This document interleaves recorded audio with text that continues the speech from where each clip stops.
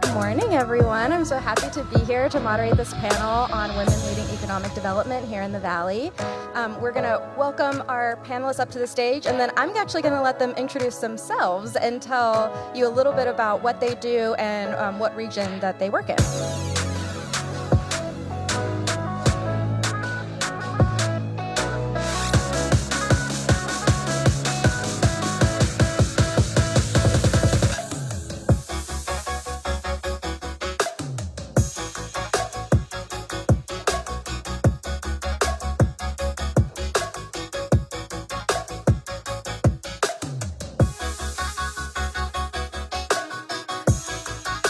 I was going to go change into heels, but maybe flats were a good call after all. I don't know if I could have done the stairs. Well, good morning. Thank you, everyone, for joining us. And I would like all of you to introduce yourself and then tell us a little bit about what inspired you to work in economic development, but also what inspired you to work in economic development here in the RGV. You want me to kick it off? Or? Good morning, everyone. My name is Cori Pena. I am the president of Brownsville Community Improvement Corporation, BCIC, here in Brownsville, Texas. It's a pleasure to have everyone here today to be a part of this, as well as be a part of our first RGV Startup Week. So thank you all for attending. Sorry, I had to plug that in. So what was the question again? So introduce yourself, but then also let us know about what drew you to working in economic development and what specifically about working in economic development here in the RGV. So I have to say, you don't sign up to, when you go and you leave high school, you go to college or whatever you do in life, you don't say, I'm going to be an economic developer. It kind of just not fell into my lap, but it was, I started off at the Brownsville Herald in my career and got involved in small business and learning about, our community in that way. And I was there for over 5 years, and from there I was like, I need a challenge. So I looked, and I was looking in the wanted ads, I was like, I need to do something. And I saw a post from the Harlingen Chamber. And here, I live in Brownsville.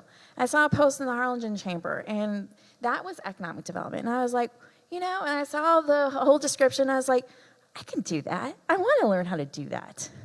So lo and behold, I got the job. I was out there over 5 years before I was like, you know what? I have a 1-year-old. I live in Brownsville. I wanted to be more part of my community because I was building Harlingen's community. And so I looked in the wanted ads again, and lo and behold, I saw the posting for a position at the Brownsville Community Improvement Corporation, which at the time was actually a department of the city. And so I was like, I'm already doing a lot of those. And then there was other things. And I remember before I even applied, I like, let me drive around my community. Let me see, what it is that I want different, especially for my child. As being a mom, your vision changes. And so when I was like, there is a lot that could be happening in Brownsville, and I want to be a part of it. So I applied, and lo and behold, I got the job. So it's really enriching to be a part of building the community, moving that needle forward for Brownsville, because I'm doing it for my kids. I'm doing it for everybody's kids. I want them to come back. I want them to grow up in my community and be a part of it. Well, hello, everyone. Good morning. My name is Belen Guerrero-Aguirre. I'm the Chief Operating Officer at the Mission Economic Development Corporation. And much like Cori said, no one chooses to work in economic development. It's really, you're kind of thrust into that job. I thought I was going to work in trade and logistics, so I went and got a BBA in international business, and right out of college, I had to get a job if I wanted to go to grad school. I'm originally from McAllen, but I went to St. Mary's. And so in San Antonio, I started working for the Free Trade Alliance, where I got to do a lot of that international business work, and it has helped with my experience now in economic development. But then there was a merger, and the San Antonio Economic Development Foundation took over my organization. And they didn't have a job for me. They were going to do away with the team. But somehow I weaseled my way into keeping my spot, and I took all the jobs that nobody wanted to do in fundraising, in marketing, in membership sales. you name it, I did it, right? And I got to learn about a lot of different facets in economic development during my time there. And then, much like Cori, I had a baby, and I looked for an opportunity to come home, right? I had spent all this time building a community that wasn't my own. And so I'm fortunate to now be at the Mission EDC helping. I live in McAllen, but obviously the work that we do in Mission and in McAllen, it's very collaborative and it coalesces, right? We benefit each other. So for me, same thing. It's about my son, it's about my husband and my family and my friends' kids, making sure that they have the opportunities for jobs and careers and fun things to do, right, in our community. Hi, good morning, everyone. My name is Karina Lopez. I am the Economic Development Manager for the Pharr EDC in the city of Pharr. And actually, I'm going to go ahead and echo what my colleague said here regarding economic development. I initially started my educational background with a degree in criminal justice, so that is totally irrelevant from the field that I work in right now. But I think what helped me is that I did start working with the city of Pharr while I was attending college. And so I would go to school at night and I would work during the day. I started out at the fire department with the city of Pharr. And from there, I was a part-time clerk. I then became full-time. I was given that opportunity. They liked the way that I worked. I then transitioned into higher positions within the fire department. And after a couple of years, I'm going to say maybe like 5-6 years, I went ahead and I transitioned myself to the Economic Development Division, which opened up. And I was very grateful for the opportunity because it has allowed me to work in different facets of economic development. Maybe like some of you all, I did not know what economic development was, but starting at the administrative position, I went ahead and I kind of learned some of the facets on my way up, and it kind of has pushed me to where I am now. I love working for the community. I love helping out businesses. I love helping out students, the residents, and also working with our partner organizations and our neighboring communities to get something done and moving together, because our community is steadily growing. As you all see, we are all growing all of our spaces, and thank God we're already getting the interstate expanded, but we're just dealing with a couple of good hiccups, but at the end of the day, it's all for the long-term positive effect in our community. And so, like they mentioned, I do enjoy what I do. We work with the schools to kind of get our workforce going. We work with our partner organizations to get programs for small businesses. And then, now more often, we're working closer as a region to get more funding down here, of course, all in benefit of the RGV. So that's basically, long story short, of how we came into the economic development field, and I'm very grateful to be here. Good morning, everybody. My name is April Castañeda. I work with the Weslaco Economic Development Corporation. I'm the Director of Business Development, and my journey started off at a bar. So you never know who you're going to meet, so networking is always important, and your self-branding is also very important. But I was at a bar, the local bar there in Weslaco that my current boss owns, and him being the bar host, we started talking, and he started asking me questions, what I did at work. I used to work at South Texas College for 15 years, so I told him all the cool things that I did, event planning, marketing, relationship management, all that good stuff. And then he's like, hey, I'm hiring. And I'm like, oh, do you want me to do marketing for your bar? Like, what's going on here? And then he's like, no, I work at economic development. I'm the executive director. I'm hiring a director. You're a good fit. Here you go. I was already like maybe 2 margaritas in, so I wasn't, all that buzzed or anything. But I was just like, whatever, this guy talks crap, right? So I didn't believe him. And then my husband's like, well, he didn't offer me the job. He offered it to you. Just apply. You never know what's going to happen. I'm like, okay, I'll give it a shot, right? So submitted my resume, all that other stuff. I had 3 interviews, 3 rounds of interviews to go through and stuff like that. And so I got hired within a week of those. So it was back-to-back interviews. So yeah, you never know who you're going to meet, right? First impressions are everything. Handshakes are everything. Because my journey did start literally at a bar, and he likes to say he picked me up at a bar, which I tell him don't say that because that kind of sounds inappropriate because I'm married, But yeah, that's our journey. I mean, that's something that we have, right? Me and my supervisor. So, but yeah, economic development's fun. I don't know where I would be there at the college, but I like what I do. Thank you all so much. So something that was explicitly talked about was community, right? And the power of community in getting launched and getting through this work productively, right? The importance of community in doing that. I think everyone here mentioned about that community drives their motivation in doing this work, but how has community facilitated your ability to do this work effectively?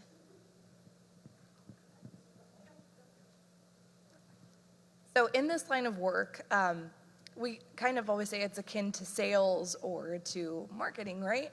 Your community is everything. Your relationships are everything. You will not be successful in this field if you don't know how to lean on your community for resources, for opportunities, for know-how.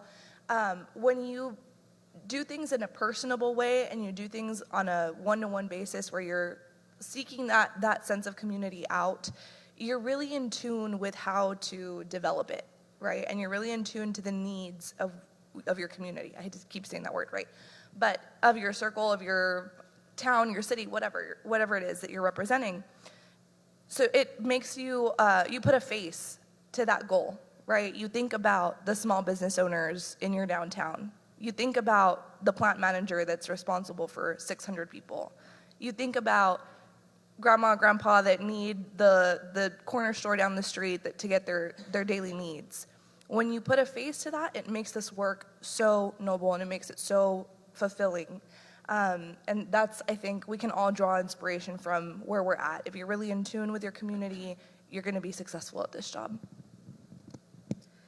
I feel, I guess based on, things that we've worked here at the City of Pharr is that a lot of the receptiveness, we also need it from the community, right? We can't provide a service that you guys don't tell us you don't need. Obviously, our goal is to kind of close those little gaps that are being either not met or that you need more of, whether it's resources like she mentioned, or it's other opportunities that you might not be aware of.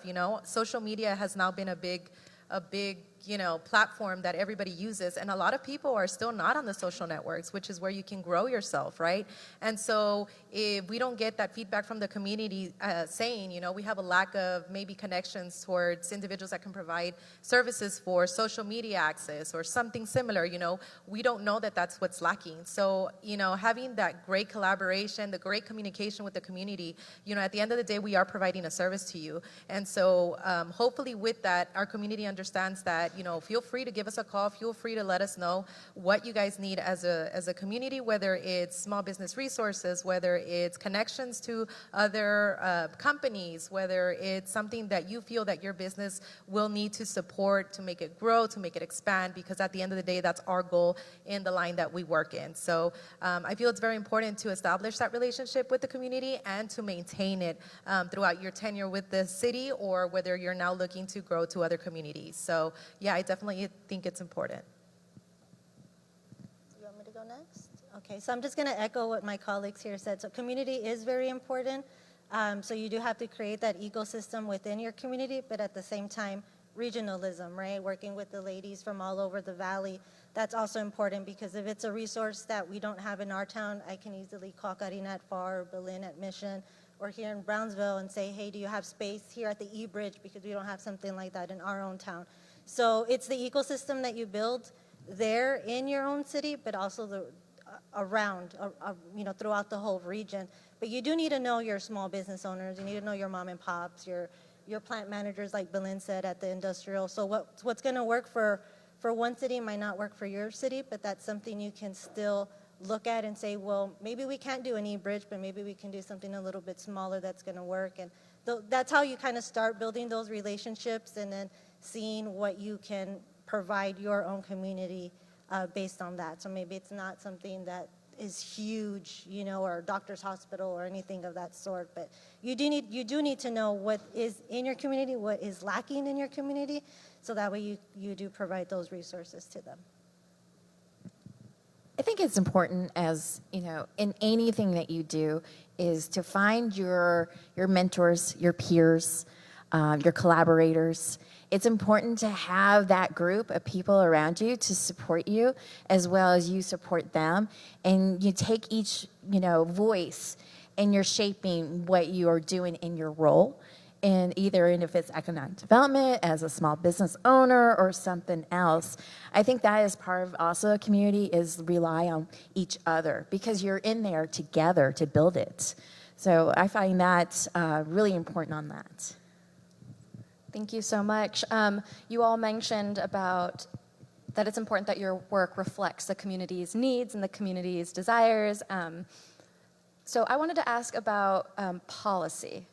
So, whenever people make votes and they select officials, vote on propositions, that drives policy, and policy often drives business. So in what ways has policy been helpful or challenging in negotiating how you do your individual work, as well as, to your point, promoting prosperity throughout the region? Policy, who doesn't love rules and regulations, right?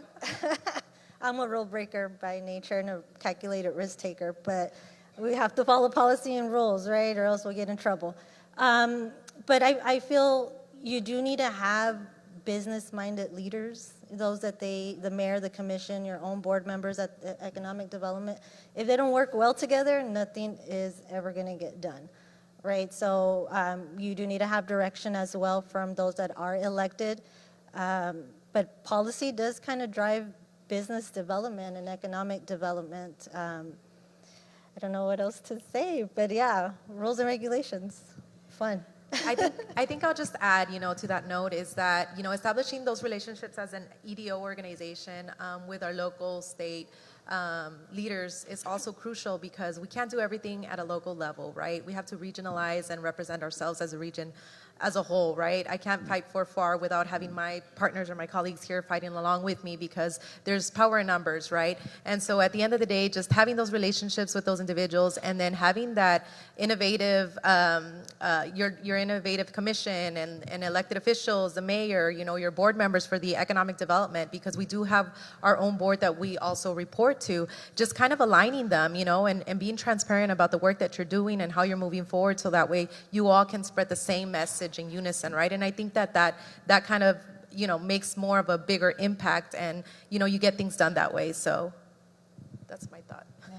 It's also important for us to be adaptable. When you do elect new leadership, their vision may change. So as important as our role is to, be able to move at a dime to, if policies have changed and to make sure that it, we have our community not be as affected. We can think outside the box, be innovative and such. If I could add to that really quickly, just from the broader, even at the federal level, when there's embargoes passed or tariffs or trade situations that happen, right? It comes down to the micro level here locally with how we practice as economic developers. We have to be ready and on standby that if something happens that you can't move tomatoes across the border anymore, how are we pivoting? What happens to those jobs? What else can we move, right? You have to think creatively. You have to think on your feet. You have to be ready to act and to move swiftly through your relationships at the local, state, and federal level to be able to pivot and adjust to move through policy and to navigate it, right? So in that sense, it makes it interesting and it makes it exciting, and you have to flex muscles that of creativity, right, all the time, to make sure that your community and that your economy doesn't shift too much with policy and change. I think when COVID hit us, I think that was a show of how all of us had to pivot very quickly to make sure that we can be supportive of our business community by whatever programs we could roll out as quickly as possible to make sure that they could stay open, or if they couldn't stay open, if they could find different ways to bring in revenue because of what was changing in our world. So I think our communities has showed resilience on that. Yes, that's a great point, Cori, about how much was driven in the wake of COVID. And the saying goes, necessity is the mother of all invention, right? That being put in circumstances that you then have to be creative, right? So having some of those rules and boundaries to bump up against sometimes drives innovation and exciting opportunity to do things differently than maybe you would have ever thought to do before. And with that, I know that you all are highly accomplished women leading economic development, but if you had to pick one thing that you are most proud of accomplishing during your time doing this work, what would it be? I think, now that Cori mentioned COVID times, one of the great accomplishments I feel that I had was during COVID, there was a lot of uncertainty, not just for the residents, right, but businesses, how are we going to stay afloat, how are we going to stay open? And so during that time, the city of Pharr, gave the opportunity to open up a Pharr Recovery Center, is what we call it, right? And it was a recovery center because we wanted to provide aid and resources directly to the residents and to the businesses that were located in the city of Pharr. And what happened is that we did a combination of funding internally there through the municipality and the economic development, and we were able to provide direct resources for the residents that were no longer going to work and they didn't have any other ways to subsidize money that was coming into their house. So we provided grants that didn't have to be paid back, aside from whatever the federal government was releasing, which I'm sure some of you are familiar if you're in the business world, where the PPP loans and all of the other additional funding that was lent out. But we provided grants because at the end of the day, we knew that paying back that money might not be doable for some just to stay afloat. And so I think my biggest accomplishment during that time was managing that recovery center with a group of 10 part-time individuals from Parks and Recreation, because while everybody was still at home, we were open during the day and receiving individuals and obviously, reassuring my workers at that time, right, or my employees at that time, that everything was going to be okay, even though I didn't know that things were going to be okay, right? So just kind of going in there with that confidence that, we're doing something good to help out the people, right? And at that moment, it maybe might have not made an impact to my employee, but it sure did make a lot of impact for that resident that didn't know how they were going to pay their water bill, who didn't know how they were going to, pay another bill that maybe, they were getting cut off, And so aside from the residents, businesses were receiving grants to continue their operations, to manage other ways, drive-throughs, pickups for food that they were now selling, right? And so I think that made a huge impact. And, I'm very proud to say that we were able to provide more than $300,000 in funding just alone for that program in a combination with the EDC and the city of Pharr. So I think that made a huge impact. It made a huge impact on me, and just seeing the faces of the residents receiving that approval for the money and that it was a quick turnaround time frame just kind of made a difference for me as a whole. Actually, same. We had, during COVID, we rolled out numerous programs to help with it. But there was one that we were fortunate enough to partner with the city of Brownsville. And, it was a forgivable loan. And just having one phone call I got, because I called and I let them know. I left a message. I was like, good news, we got your application approved. I swear, not even 5 minutes later, the person called back and just was so thankful and just saying how it was a lifeline for them. Because they were just about to close their doors. And literally, I think she said like tomorrow. And and then just hearing how she was going to have to lay off her employees and such. And it just, knowing that I had just a little touch, I touched that life and she touched mine, it was so rewarding. And that is actually every day in being in our role is, if it's a small business owner, an entrepreneur, if it's a community project, it's some way we're touching somebody's life in our community. And so that's gratifying for me. On that note, I'd like to go next if that's okay. But I was going to talk about how my biggest accomplishment, I think, in this line of work is not just a single moment, but it's really cool that I get to live that accomplishment out through my, not every day because it doesn't happen every day, but through different periods in my career, right? As we're working on these projects to bring jobs to our town or to our region. I remember specifically, this wasn't here, unfortunately, it was in San Antonio, but we were working really hard to bring Navistar to the area. And it was somewhere upward of like 5,000 jobs or something like that, right? And they were getting ready to roll out their first hiring, and we were on this hype and this high of winning this project. We had just announced it. So about a month after we announced, we had gone to this restaurant, and I overheard, we were talking about jobs. I think we were meeting with like a workforce commission representative or something like that. And one of the waiters sees the logo on one of our win slides. And he tells the other waiter, hey, my son just went and applied, and he's going to work at Navistar. He got the job. That to me, I'm getting chills, sorry, I'm getting emotional. That to me is so satisfying and so worth all of the work that we put in, all of the hours of marketing, all the hours of incentive dealings. You know, a lot of people don't know what happens behind the scenes, but to know, hey, someone's going to have a job to put food on the table tomorrow. That makes it worthwhile for us, or for me at least. And so it's nice to like feel that high every time that you win, or when you see the effects of your work, of your projects that you're doing. Yeah. So it's my accomplishment is a little bit similar like Belen's, but so ours is more, we partnered with Workforce Solutions on a second chance job fair. So second chance are for those with a criminal background, right? Those that have a hard time getting an actual job, or they get denied when they put that little checkbox in their application. So we partnered with Workforce Solutions, and we did the second chance job fair there in our office, and you know, the people came in, and we had a line out the door, which was great to see. But to be able, at the end of the day, to be able to hear that, you know, at least one person got hired on the spot, that was just amazing, right? Because it's economic development, yes, you're trying to bring in businesses, but at the same time, you also have to do job creation. And who's to say that these people with that background, you know, they also need jobs. They need to have positive income coming in to their house, you know, to their household. So being able to have that, I think that was something that had me on a high for a little bit, right?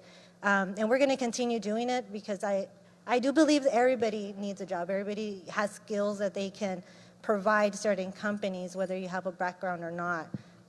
But this one person got hired on the spot. They had, you know, 10 interviews that were given, and then those interviews did lead to jobs after the fact. But for this one person to get hired right on the spot. And these are companies, you know, that Walmart was there, Toyota came from San Antonio down. So they were big name companies. They just weren't, you know, warehouse type of jobs that these individuals were going to get. So that was something major in my part. Well, thank you so much for sharing your experiences and some of your motivations for doing this work. With my last question, I am going to flip it a little bit, and I would like for you to share with the audience what they can do to support the work that you do, or how they can promote other women getting into the field of economic development in the region. She's going to flip it and reverse it. Just joking, guys. So in the audience online or whoever, I mean, support women. Women support women. Men support women. It's, you know, women power all the way. But, you know, I think it's just to network, to get to know everybody, get to know who runs your community, or just, you know, women that's sitting right next to you. You know, they have skills. You all have skills. It's just a matter of synergy and bringing everybody together to see what you can provide the community. If you don't work in the economic development field, you could still work in it and becoming an ambassador for your community, becoming an advocate for your community and for the region, right? We want those jobs here. We want the businesses here. We want high-paying jobs here. So becoming an ambassador and an advocate, I think that goes a long way. But I mean, I would just say support everybody, whether it's women or men, you know, and lift everybody up, right? I'll just echo, but basically, you know, just be an advocate for your community, right? Just kind of be positive, talk about the positives in your social media network, get other people to get familiar with your community, recognize your community, the type of industries that you have in your area, you know? Maybe some cities aren't familiar that you have a specific industry and they're doing magnificent. And so just kind of getting the word out there of the great things that your city is doing. And, you know, that alone provides traction. You know, a lot of the companies companies that are from out of town or national companies, they're actively on social media looking to see what's hot, what's the next big thing. And so the more traction that you provide, more visibility that you provide for your city, I think that's always one of the great things that you can always continue pushing. And, I agree, we have to support each other to continue growing, right? We are a small group of individuals in the region compared to the entire U.S., but we're, like I mentioned before, power in numbers. And so let's support each other. Let's build each other up. And, whenever, if, you ever need support on my end or support on my end, feel free to know that I am just one call away. And if I can provide that information and, help you grow, please feel free, I do want to say, community members also, if you're not familiar with your organizations or the city, get involved. Be active. There are a lot of opportunities for internships, whether it's for a specific organization or even local businesses. Get a little bit, that's the best way I feel that I've learned. Like I mentioned, my role or my background is not in economic development, but at the end of the day, I learned more with on the job, right? On the job training. And so at the end of the day, you do best, get those opportunities, intern, ask questions, police departments always do the ride-along programs, go to the ride-along program, get to learn your community and just get involved. Yeah, I'd like to echo that as well. Just the biggest thing in economic development is, I think, perception about areas, right? And when we're attracting companies or attracting talent to move to our area, what do? They go look at social media. They go look at what's being said about your community. So if you could really help us out and speak really highly about your community, speak really highly about the RGV, talk about all of the good things, put out a good perception of our community, that would help our job as economic developers tremendously. If you are someone that you feel like, oh, well, I didn't study economics, or I have nothing to do with business, or I don't know the first thing about being an economic developer, I can't work in that field. Yes, you can, right? If you're a small business owner, if you work in healthcare, if you work in marketing, you absolutely contribute to the economy. You are an economic developer. So definitely reach out to those that are coming after you, lend a helping hand, mentor them, steer them in the right direction. If you don't know what direction that is, call us. We're happy to help you. Yeah, I think we're all echoing the same thing. So it is really important to be informed, get involved. And like she said, be the ambassador of your community. It's really important that you speak highly of your community. If there's something that you're not liking, let your peers know, let your, let your councilman, your commissioners know, but don't post it, please. It does hurt our community if there's negative on your community. And so when we are trying to recruit or we're trying to retain, it's harder when you have a perception and it's not the right perception. So it really would help everyone to speak good about your community. But it's important to get involved. Learn about all the resources we have. There is tons of resources, and I will probably say for all of us, if we don't have it, we can find it or we can point you in the right direction. Because we're here for you. We're here for you to grow. So get involved. Can I add one more thing on that note? Sorry. Also, I know on the note of perception and finding new resources and things like that, we are always looking, and on the theme of Startup Week, we often hear like, oh, well, the Valley doesn't have this. The Valley doesn't have that. We don't have a Pearl. We don't have a La Cantera. We don't have the Domain. We don't have a Chinatown. If we don't have it, build it. Mm-hmm. You have the vision, build it. Start that. You don't know where to start? Come talk to us. Come talk to somebody that wants that as well.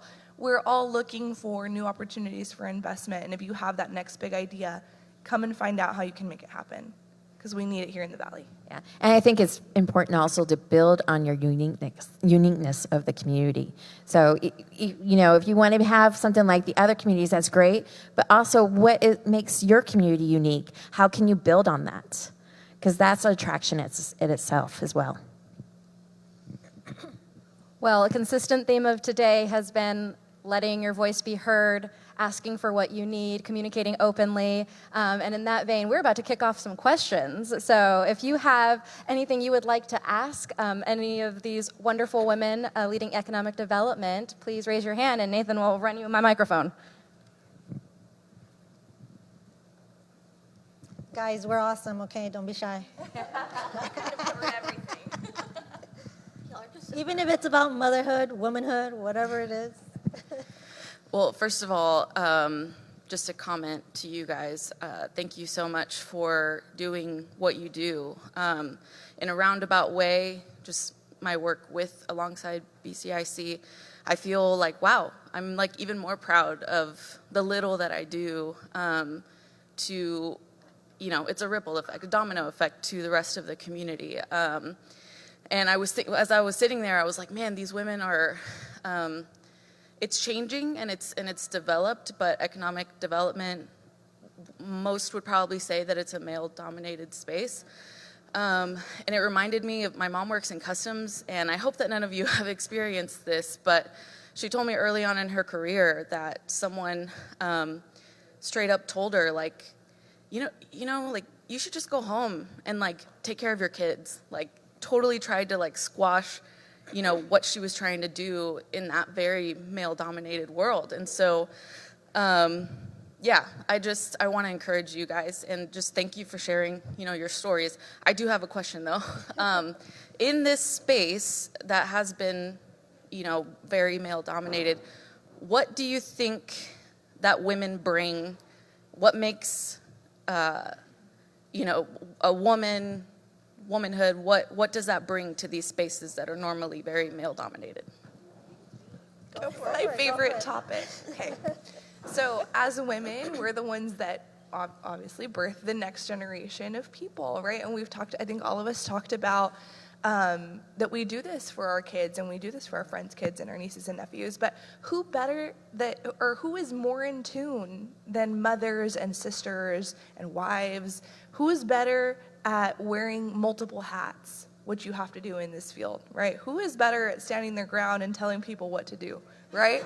I mean, we get a hand in setting up the future for these kids, or for our kids and for the future generations. I just think that women are a perfect fit for this job because we can do all of those things. We have the skill set to handle all of the things that economic development throws at you. And I think that for a long time, men have dominated this space, but sorry guys in the audience, y'all are not very in tune with what the family unit needs, right? Because you're the dad, you're out getting the bacon every day, right? Moms know about green spaces and areas for kids to play and how to set up school structures in the surrounding area because your kids are first, right?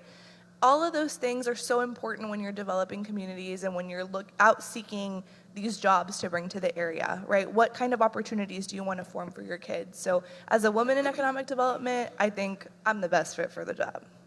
Yeah. I mean, we, as being a mom, we have to learn how to balance, but I think being a mom, we know how to think outside the box. We can pivot very quickly. We're very innovative, and that's just a testament of being a woman, in a man's world. I'm just going to add one thing. Don't mind your environment and be confident in whatever it is that you do and carry yourself very well because intimidation is a strength. So just carry yourself like you do, and I'm sure you'll make big strides in your career. Yeah, I was going to say be very confident in yourself. Whether you don't know what the topic is, Google's your friend, right? Google before you go into that meeting, but go in confident. And pull up that chair. If all that's men over there, screw it. Get the chair and go sit, or you make your way that way. Sometimes we have to bring our own chair to the meeting, right? Literally and figuratively. But just pull up that chair, and I think we were at a panel one time, and our counterpart from Rio Grande City said, men might have the biggest footprint, but women heels go deeper. So we always leave a deeper mark in everything that we do. So, yeah. Hi. First of all, thank you to all of you for being here. I think this is an awesome panel. I think now more than ever, we're seeing really exciting strides in gender equity. But even the most enthusiastic men in economic development or any field are going to have blind spots. So what advice would you give to those men who really want to, put the pedal to the metal in maybe their organizations or their communities as it pertains to gender equity, but kind of feel like as a man they have those blind spots? They need to diversify. I think that's one way of, if they diversify their business, their employees, and you get to learn. You get to learn about how each person plays a role and also how it affects them personally and professionally in what they're doing. So I think it's important for any business owner, a man or even a woman, to make sure when you hire, it's important to diversify. You know, be equitable in that.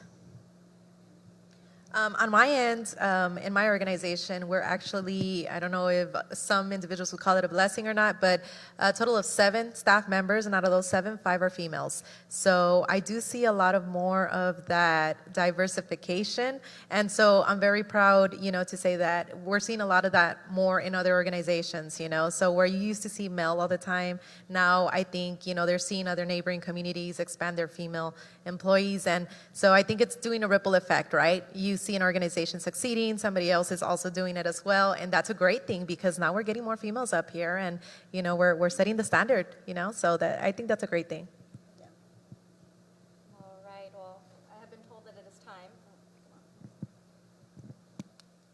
All right, so we are at time, but I wanted to thank our wonderful panelists again for sharing their experiences and their expertise, and thank all of you here and watching virtually for supporting excellence and prosperity for women, as well as excellence and prosperity for the RGV. And we hope you enjoy the rest of the programming. Thank you. Thank you all for coming.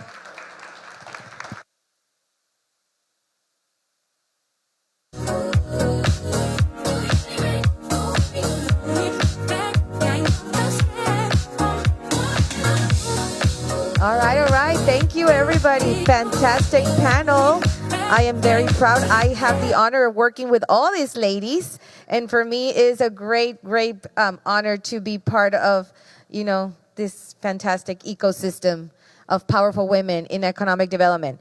Moving forward, we are starting our next lineup of panels. If you, let me look at them. Yeah. We have 3 panels going on right now at 10. We invite you to spread out into the different sessions. We have Empowering Impact, Essential Insights for Nonprofit Success in El Valle. Are you interested in nonprofit? Are you interested in learning about starting a nonprofit, or you operate in a nonprofit and you want to know some of those best practices? Join us in El Valle. Also at 10, we have Activating Women Dreams at the Hidalgo with Andrea Aguilar. Join us so we can learn